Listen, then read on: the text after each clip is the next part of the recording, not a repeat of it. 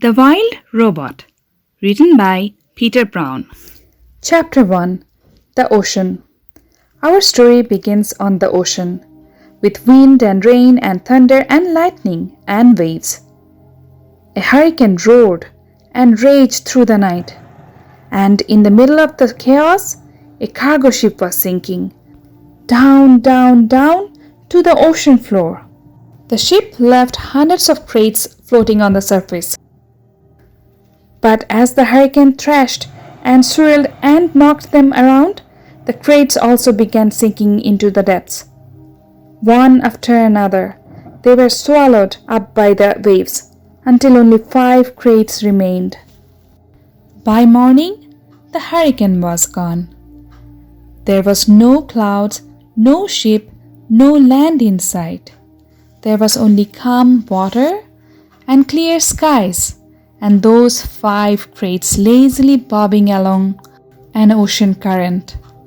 Days passed, and then a smudge of green appeared on the horizon. As the crates drifted closer, the soft green shapes slowly sharpened into the hard edges of a wild rocky island. The first crate rode to shore on a tumbling, rumbling wave, and then crashed against the rocks with such a force that the whole thing burst apart. Now, readers, what I haven't mentioned is that tightly packed inside each crate was a brand new robot. The cargo ship had been transporting hundreds of them before it was swept up in the storm. Now only 5 robots were left. Actually, only 4 were left, because when that first crate crashed against the rocks, the robot inside shattered to pieces. The same thing happened to the next crate.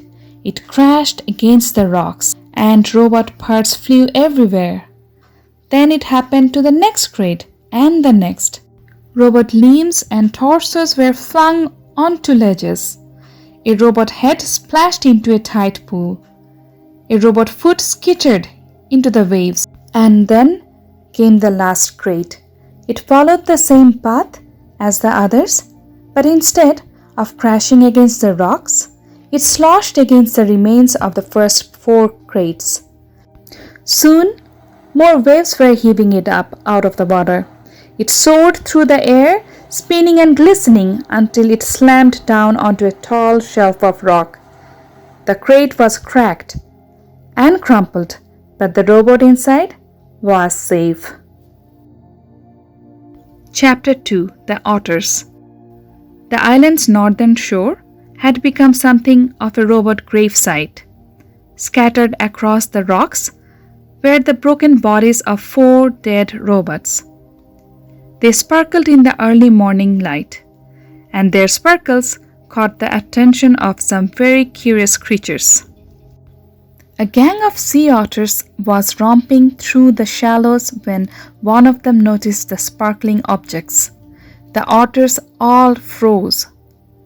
They raised their noses to the wind, but they smelled only the sea. So they cautiously crept over the rocks to take a closer look. The gang slowly approached a robot torso. The biggest otter stuck out his paw, swatted the heavy thing, and quickly jumped back. But nothing happened, so they wriggled over to a robot hand. Another brave otter stuck out her paw and flipped the hand over. It made a lovely clinking sound on the rocks, and the otters squeaked with delight. They spread out and played with robot arms and legs and feet. More hands were flipped. One of the otters discovered a robot head in the tide pool, and they all dove in and took turns rolling it along the bottom. And then they spotted something else. Overlooking the gravesite was the one surviving crate. Its sides were scraped and dented, and a wide gash ran across its top. The otters scampered up the rocks and climbed onto the big box. 10 furry faces poked through the gash. eager to see what was inside. What they saw was another brand new robot. The otters reached through the gash and tore at the foam. It was so soft and squishy. They squeaked as they snatched at the fluffy stuff. Shreds of it floated away on the sea breeze, and in all the excitement, one of their paws accidentally slapped a very important little button on the back of the robot's head. Click! It took a while for the otters to realize that something was happening inside the crate. But a moment later, they heard it, a low, whirring sound. Everyone stopped and stared, and then the robot opened her eyes. Chapter 3: The Robot. The robot's computer brain booted up. Her programs began coming online, and then, still packed in her crate, she automatically started to speak. Hello, I am Razam Unit 7134, but you may call me Roz.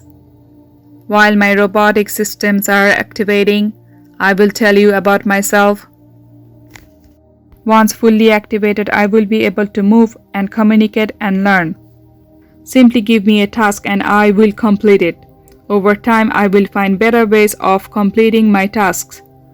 I will become a better robot.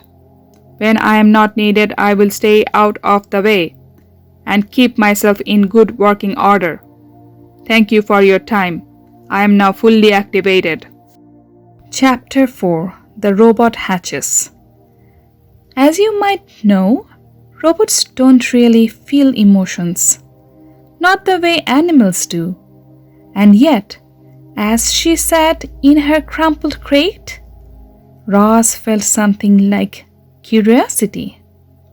She was curious about the warm ball of light shining down from above.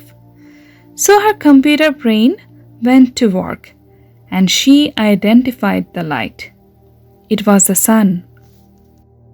The robot felt her body absorbing the sun's energy.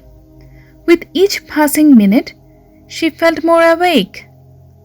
When her battery was good and full, Roz looked around and realized that she was packed inside a crate. She tried to move her arms, but they were restrained by cords. So she applied more force. The motors in her arms hummed a little louder, and the cords snapped. Then she lifted her hands and pulled apart the crate.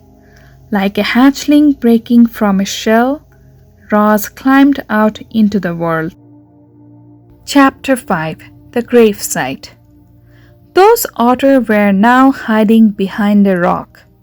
Their round heads nervously poked up, and they watched as the sparkling monster emerged from the crate.